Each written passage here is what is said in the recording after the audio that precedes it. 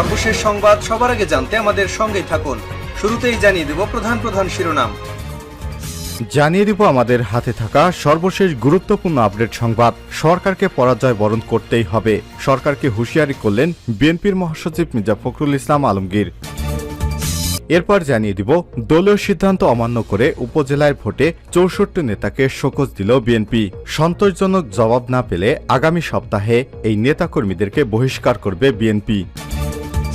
এরপর জানিয়ে দিব ডিসি এসপিদের সঙ্গে বৈঠকে বসেছে নির্বাচন কমিশন ইসি। আসন্ন ষষ্ঠ উপজেলা পরিষদ নির্বাচন সুষ্ঠুভাবে সম্পন্ন করতে করণীয় নির্ধারণ করতে দেশের সকল জেলা প্রশাসনিক, ডিসি, পুলিশ সুপার, এসপি এবং বিভাগীয় কমিশনার সহ সংশ্লিষ্টদের সঙ্গে বৈঠকে বসতে যাচ্ছে নির্বাচন কমিশন ইসি।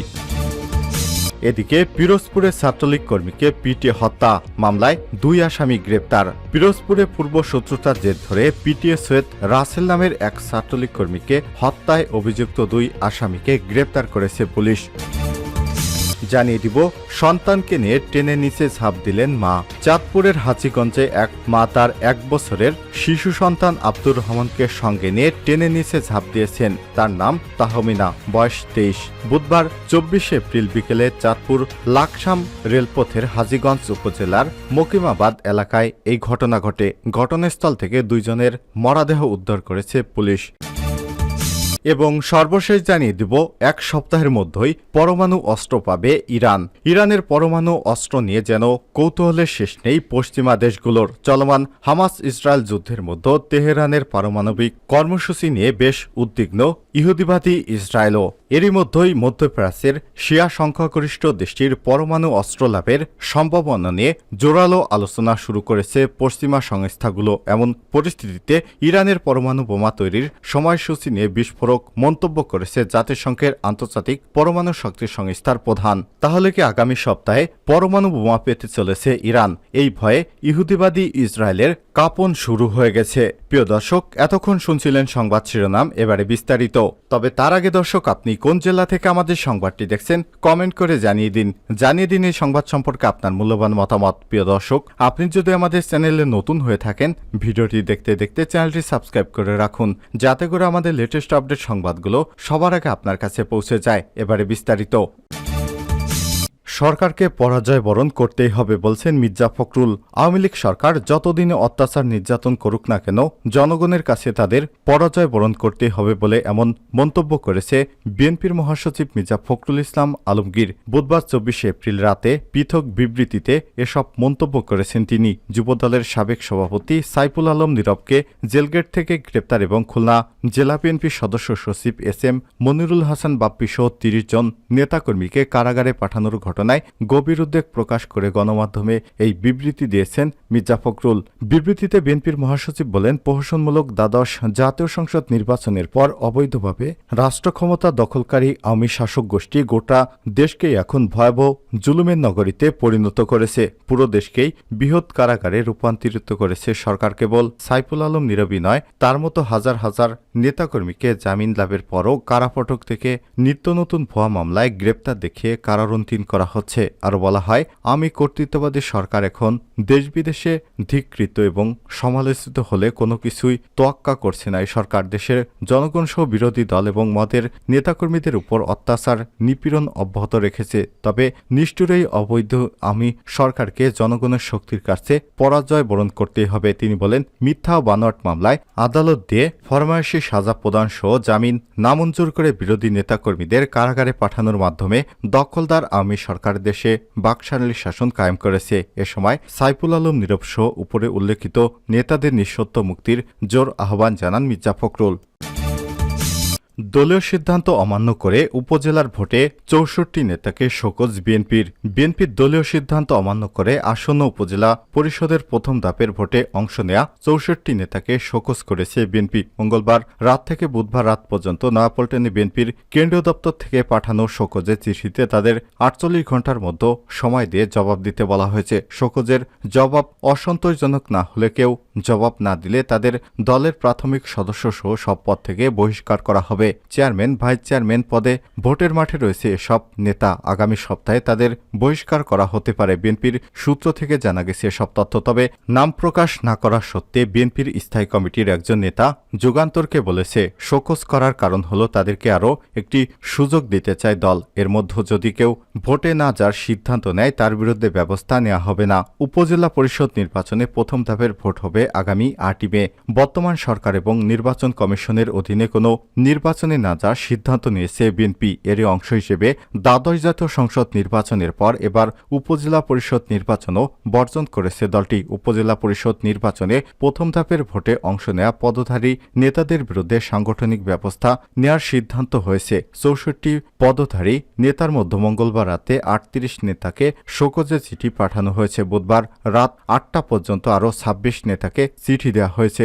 বিএনপির কেন্দ্রীয় দপ্তর সূত্র থেকে জানা যায়, ভোটে অংশ নেওয়া মোট 64 নেতার মধ্যে 24 জন চেয়ারম্যান পদে এবং ভাইস চেয়ারম্যান পুরুষ 21 জন এবং ভাইস চেয়ারম্যান মহিলা পদে 19 জন প্রথম ধাপের নির্বাচনে অংশ নিচ্ছেন। 34টি উপজেলা পরিষদ নির্বাচনে চেয়ারম্যান পদে বিএনপির পদধারী নেতারা মাঠে আছেন। এর মধ্যে 8 উপজেলায় 19 নেতা প্রার্থী হয়েছেন। উপজেলা চেয়ারম্যান পদপ্রার্থী ছিলেন 42 জন। আগেই 15 নেতা দলীয় সিদ্ধান্ত মেনে মনোনয়নপত্র প্রত্যাহার করেছে।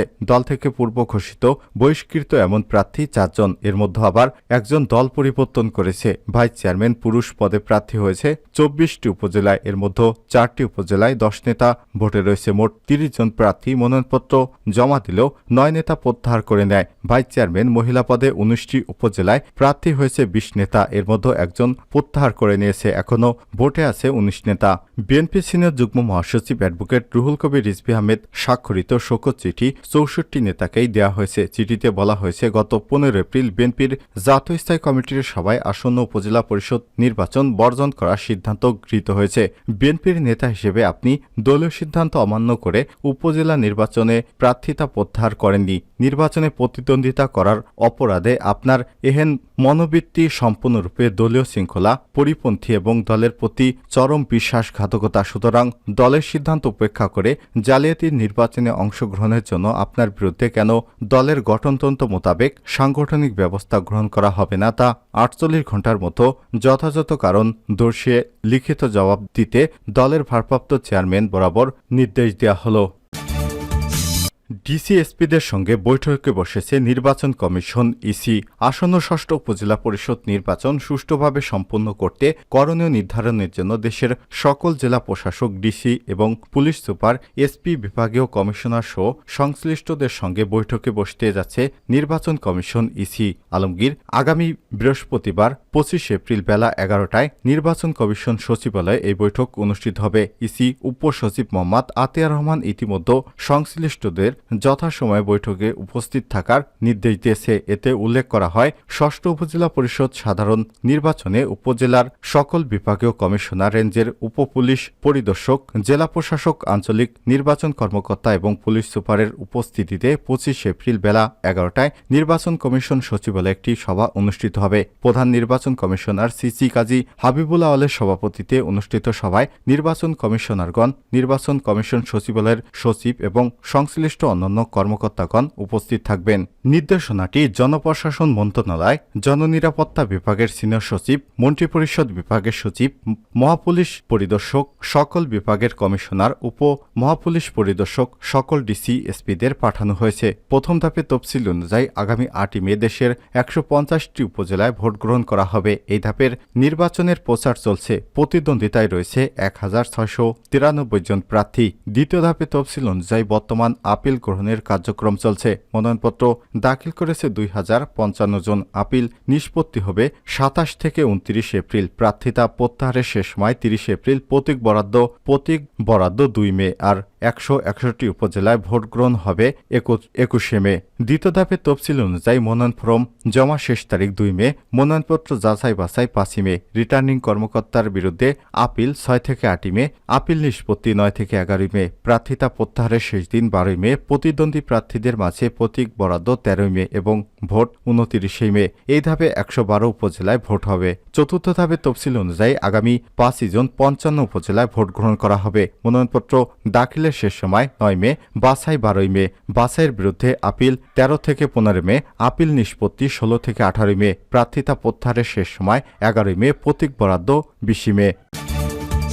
পিরোজপুরে ছাত্রলীগ কর্মীকে পিটিয়ে হত্যা মামলায় 2 আসামি গ্রেপ্তার। পিরোজপুরে পূর্ব শত্রুতার জের ধরে পিটিয়ে সৈয়দ রাসেল নামের এক ছাত্রলীগ কর্মীকে হত্যায় অভিযুক্ত 2 আসামিকে গ্রেপ্তার করেছে পুলিশ। বুধবার 24 এপ্রিল বিকেলে পুলিশ সুপারের কার্যালয়ে এক প্রেস কনফারেন্সে পিরোজপুরের পুলিশ সুপার মোহাম্মদ শরীফুল ইসলাম সাংবাদিকদের এই তথ্য জানায়। গ্রেপ্তার হলেন রিয়াজুল 17, পিরোজপুর সদর উপজেলার কদমতলা ইউনিয়নের গাঙ্গুয়া শেখের ছেলে, মোহাম্মদ মিরাজুল একই এলাকার আলামিনের ছেলে। নিহত সৈয়দ রাসেল 22, পিরোজপুর পৌরসভার মুক্তারকাঠি এলাকার সৈয়দ ইদ্রিস মিরের ছেলে। তিনি পিরোজপুর সরকারি সোহরাওয়ার্দী কলেজের অনার্স 2য় বর্ষের ছাত্র এবং কলেজ ছাত্রলীগের সঙ্গে জড়িত ছিলেন। পুলিশ সুপার মোহাম্মদ শরীফুল ইসলাম আরও জানান, ঘটনার পরপরই নিহতের বোন মায়া আক্তার পিরোজপুর সদর থানায় একটি হত্যা মামলা দায়ের করে। পরে পিরোজপুর সদর থানা পুলিশ অভিযান চালিয়ে বুধবার রাতে শ্যামলী এলাকা থেকে আসামি রিয়াজুল এবং মিরাজুলকে গ্রেপ্তার করে। সন্তানকে নিয়ে টেনে নিচে ঝাঁপ দিলেন মা। চাঁদপুরের হাজীগঞ্জে 1 বছরের শিশু সন্তান আব্দুর রহমানকে সঙ্গে নিয়ে টেনে নিচে ঝাঁপ দিয়েছেন তাহমিনা 23 নামে এক নারী। বুধবার 24 এপ্রিল বিকেলে চাঁদপুর লাকসাম রেলপথের হাজীগঞ্জ উপজেলার মাকিমাবাদ এলাকায় এ দুর্ঘটনা ঘটে। ঘটনাস্থল থেকে 2 জনের মরদেহ উদ্ধার করেছে পুলিশ। তাহমিনা হাজীগঞ্জ উপজেলার ধড্ডা গ্রামের দেওয়ানবাজি বাড়ি রফিকুল ইসলামের মেয়ে। তিনি 2 সন্তানের জননী। তার স্বামী হাজীগঞ্জ উপজেলার 2 নম্বর বাকিলা ইউনিয়নের সন্না গ্রামের মাসুদ। প্রায় 1.5 মাস আগে তাদের ডিভোর্স হয়েছিল। স্বামী বর্তমানে প্রবাসে রয়েছে। স্থানীয় বাসিন্দা মোহসিন মোল্লা জানান, তাহমিনার সঙ্গে সন্না গ্রামের মাসুদের পারিবারিকভাবে বিবাহ হয়। বিবাহের পর থেকেই তাদের নানা বিষয়ে মনোমালিন্য সৃষ্টি হয়। এর মধ্যে তাদের সংসারে 2টি সন্তান জন্ম নেয়। কিছুদিন যেতেই 2 জনের মধ্যে পারিবারিক বিরোধ প্রকট আকার ধারণ করে। 1.5 মাস আগে তাদের ডিভোর্স হয়। তাহমিনা তার বাবার বাড়িতে অবস্থান করছিলেন। ঘটনার দিন তাহমিনা তার মাকে হাজীগঞ্জ বাজারে আসার কথা বলে বের হয়। পরে শুনতে পাই ট্রেনে কাটা পড়েছে। ঘটনাস্থলে এসে দেখা যায় তাহমিনা তার 1 বছরের সন্তানকে নিয়ে ট্রেনের নিচে কাটা পড়েছে। চাঁদপুর রেলওয়ে থানার ভারপ্রাপ্ত কর্মকর্তা ওসি মাসুদ হোসেন বলেছেন, তাহমিনা সামাজিক মাধ্যম ফেসবুকে মৃত্যুর আগে একটি স্ট্যাটাস দিয়েছিলেন। এতে লেখা ছিল, আমার মৃত্যুর জন্য কেউ দায়ী নয়। তিনি আরও জানান, আমরা ঘটনাস্থল থেকে মা এবং শিশুর প্রাথমিক সুরতহাল করেছি। মূলত এটি আত্মহত্যা নাকি দুর্ঘটনা তা তদন্ত সাপেক্ষে বলা যাবে। মানুষ বিভিন্ন ধরনের কথা বলতেই পারে, কিন্তু আমরা তদন্ত করে সঠিক ব্যবস্থা গ্রহণ করব।